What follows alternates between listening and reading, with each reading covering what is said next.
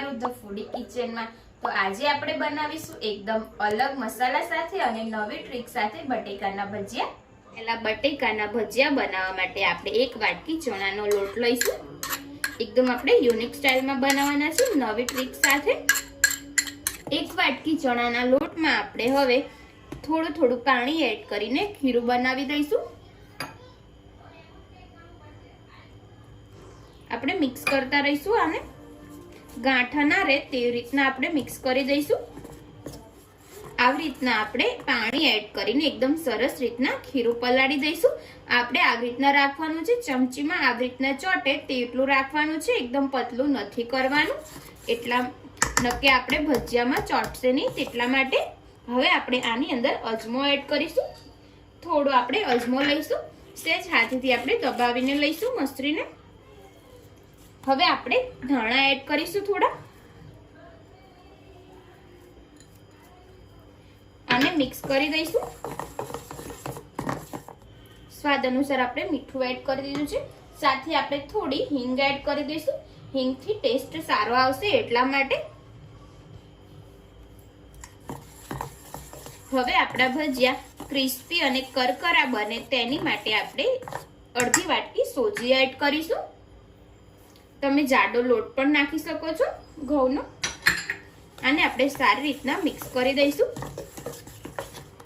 હવે આપણે થોડું ઉપરથી ફરીથી પાણી એડ કરીશું, કેમ કે સોજી નાખી એટલે થોડું જાડું થઈ ગયું છે એટલા માટે। 1 ચમચી જેટલું પાણી એડ કરીશું। જરૂર લાગશે તો આપણે થોડું એડજસ્ટ કરીને પાણી એડ કરીને સેટ કરી લઈશું। એકદમ સરસ થઈ ગયું છે, આને આપણે સાઈડમાં મૂકી દઈશું થોડી વાર માટે ઢાંકીને। હવે આપણે બટેકાના ભજીયા બનાવવા માટે 3 મોટા બટેકા લીધેલા છે, એને આપણે પતિકા પાડી દઈશું। આપણે થોડા જાડા રાખવાના છે, કેમ કે આપણે એકદમ અલગ બનાવવાના છે અને અલગ મસાલા સાથે, એટલા માટે થોડા આપણે પતિકા જાડા રાખીશું।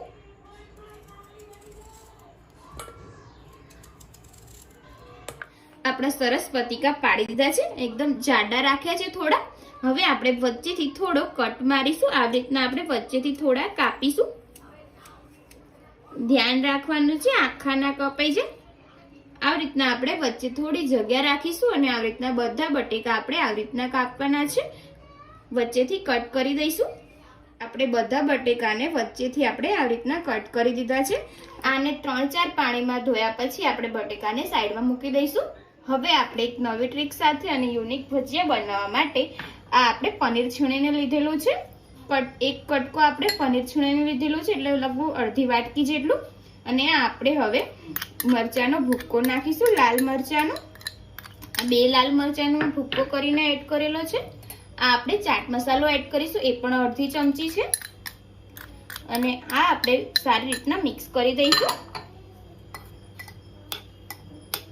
હવે આપણે જે આ બટેકાના પતિકા પાડ્યા હતા એની વચ્ચે આપણે આવી રીતના કટ કરીશું, તેની અંદર આપણે આ મસાલો ભરીશું। આવી રીતના આપણે અંદર મસાલો ભરી દઈશું, બધામાં આવી રીતના આપણે સ્ટફિંગ ભરી દઈશું। આપણે સરસ બટાકાની અંદર સ્ટફિંગ ભરીને રેડી કરી દીધું છે। હવે આપણે બટેકાના ભજીયા બનાવવા માટે રેડી થઈ ગયું છે। હવે આપણે જે ખીરું છે તે લઈશું અને એની અંદર આપણે સોડા એડ કરીશું ખાવાનું, સરસ આપણા ભજીયા પોચા અને ફૂલેલા બને તેની માટે। અને હવે આપણે તળવા માટે જે તેલ ગરમ થવા મૂકેલું છે તે આપણે અંદર 1 ચમચી એડ કરીશું ગરમ તેલ ખીરાની અંદર, અને સારી રીતના મિક્સ કરી દઈશું। હવે આપણે ભજીયા બનાવવા માટે તેલ ગરમ થવા મૂકેલું છે અને તેલ પણ થઈ ગયું છે। હવે આપણે આ એક બટેકું લઈને આવી રીતના અંદર સારી રીતના કવર કરી દઈશું અને પછી આપણે અંદર એડ કરીશું તેલની અંદર। આપણે ધીમા ગેસ ઉપર જ આપણે તળવાના છે ભજીયા। જ્યારે આપણે ભજીયા તળીએ ત્યારે આપણે ફાસ્ટ ગેસ રાખવાનો છે, પછી આપણે ધીમો ગેસ રાખવાનો છે, જેથી અંદરથી ભજીયા કાચા ના રહી જાય તેટલા માટે। એકદમ આપણે આવા થવા દઈશું બદામી બ્રાઉન કલરના, અને પછી આપણે કાઢી લઈશું।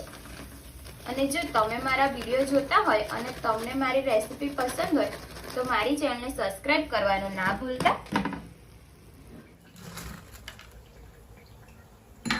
ફ્રેન્ડ્સ, આપણા બટેકાના ભજીયા એકદમ અલગ રીતે રેડી થઈ ગયા છે, એકદમ અલગ મસાલા સાથે. તમે જોઈ શકો છો એકદમ મસાલો પણ સરસ ભરેલો દેખાઈ રહ્યો છે આની અંદર. તમે આને સોસ સાથે ખાશો તો મજા આવી જશે ખાવાની. જો તમને આજની રેસીપી પસંદ આવી હોય તો વિડીયોને લાઈક કરજો, શેર કરજો, કમેન્ટ કરજો અને ચેનલને સબસ્ક્રાઇબ કરવાનું ના ભૂલતા. તો ચાલો હવે મળીએ આપણે એક આવા જ નવા વિડીયો સાથે. જય માતાજી, જય શ્રી કૃષ્ણ.